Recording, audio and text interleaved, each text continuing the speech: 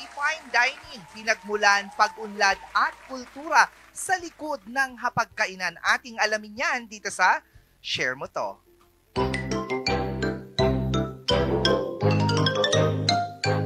Puting mga tablecloth, mas marami pang kubyertos kaysa ulam at isang dahon sa gitna ng malaking plato, mapapasabi ka lang talaga ng, aba teka, ano to? Bakit parang may exam sa pagkain?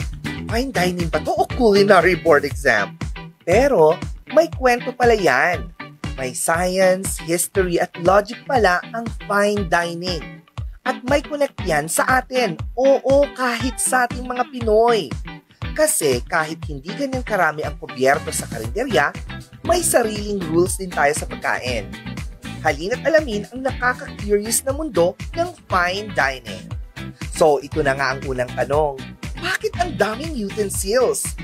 May dinner fork, salad fork, dessert fork, may fish fork pa.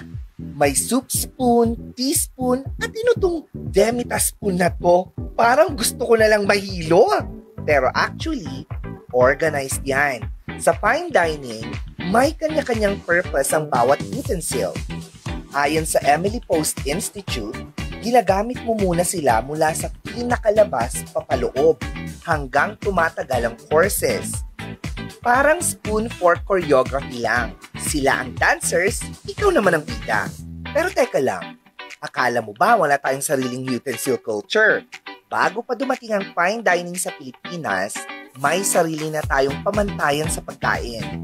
Noong panahon ng Kastila, uso na ang kutsara at tinidor sa mga ilustrado. At kahit sa mga baryo, may rules tayo. Hindi mo pwedeng basta-basta unahan ang matatanda sa pagkain. At yung paghuhugas ng kamay bago at pagkatapos, etiquette yan, Pinoy style. Next question naman tayo. Arte lang ba ang plating? Kasi naman, bakit parang painting ang pagkain? May sauce swirl, may edible flower, pero 3 piraso lang naman ang pagkain. Ganito kasi yan siya. Ayon sa mga chef, ang plating ay tungkol sa balance, proportion, at psychological appetite. Psychological? Yes! Kasi ayon sa Harvard Health, kapag maganda ang presentation, mas nakakagutom.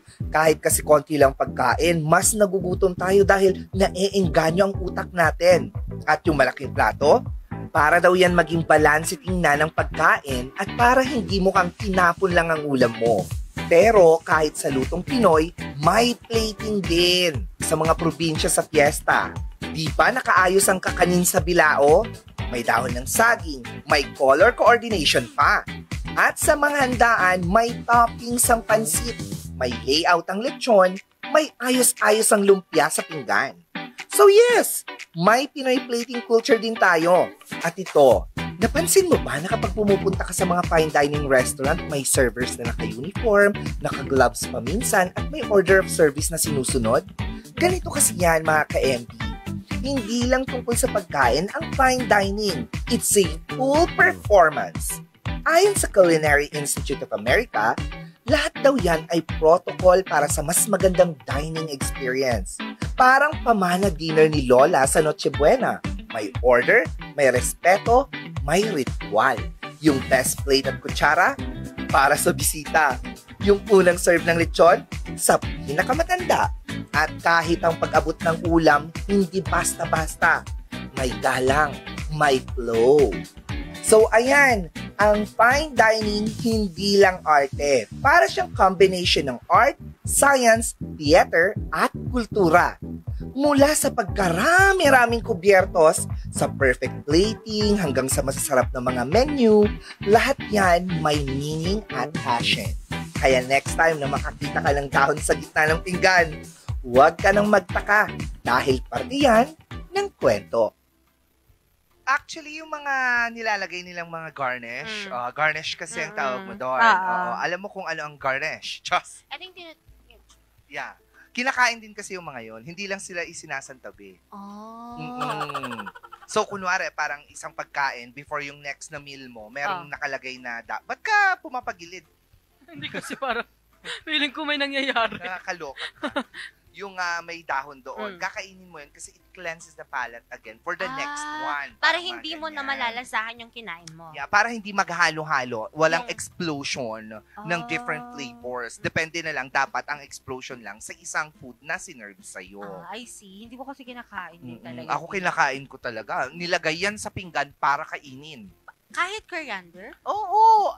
That's food! Yeah, alam mo ba si Papa dati, sabi ko, anong pwedeng kainin dito sa isdang to? Sabi ko, kasi meron siyang sinerve na pagkain na isda, sabi niya. Basta mangalngal, matilmon, makan. Sabi niya sa akin. So, ang ginawa ko, lahat, pati buto ng isda, kinain ko. Kasi nangunguya naman. May point din naman talaga. Diba? Nakakatuwa. At saka, totoo din, no, dito sa Pilipinas talaga, akala natin, yung fine dining, wala lang. Pero, syempre, may order pa rin talaga siya. Oo. Ano yung mga order na yan? Syempre, first order, second order, third order kapag medyo mas madami pang gusto mong kainin, ganon. Diba may appetizer? Diba? Appetizer soup, tapos main dish. Pero na-try mo na ba talagang kumain sa isang fine dining restaurant with all the courses in the world? Like, anatomy, math, algebra. That's the courses. Subjects pala yun. Na-try ko na dito sa Baguio City, dyan sa may military cut. How much is it? How many plates? Malalaman ng nanay ko. Ilang plates? Ilang course? 4. Wow. 4 ba yun? Oo, parang 4.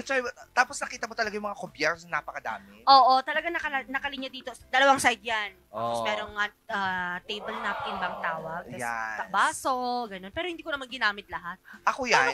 Alam mo, ginagawa mong ganyan, girl. Kailang dapat pag pumasok kasi sa fine dining restaurant, siguraduhin mong mag-table ka sa malapit na may tao. Oo, para sila ang gayahin mo. Ganun. Para hindi ka mawawala. Ay, paano niya ginamit yun? Tapos ginamit mo din kung paano niya ginamit.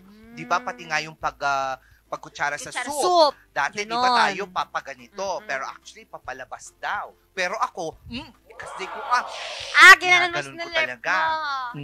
Ini-slurp ko. Mas masarap kapag ini-slurp mo talaga siya.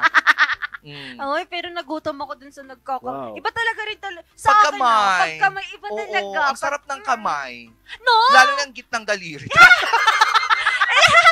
Hindi kapag kinamay mo yung pagkain, especially kapag mga pagkain yun, mga grilled prito. Ay, yes! Mga liempo, di ba? Grilled chicken, grilled pork, grilled beef.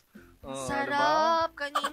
Kanina, parang gusto ko nun. Alam mo sa Japan naman, di ba kapag humigop ka daw, pag walang yung ganun na sound, parang disrespectful daw yun sa kanila kasi parang hindi mo daw na-enjoy yung food. So dito sa Pilipinas, hindi naman pwede yung ganun. So part na talaga ng culture ang dining experience. Totoo. So even before you go out to a place or you go and visit another country, you have to learn their culture talaga so that kapag nandun ka na, alam mo, nakakasabay ka, hindi yung kung paano ka lang natuto sa lugar mo, yun yung i-apply mo doon. Pero there are things na natutunan mo sa sarili mong kultura na hindi applicable sa ibang pupuntahan mo. Even dito sa Philippines, since we are a country with a lot of, islands, magkakaiba din yung mga culture na binibigay ng bawat isla dito sa Pilipinas. So, there are also other cultures in dining. So, dapat alam mo din yun. Oo.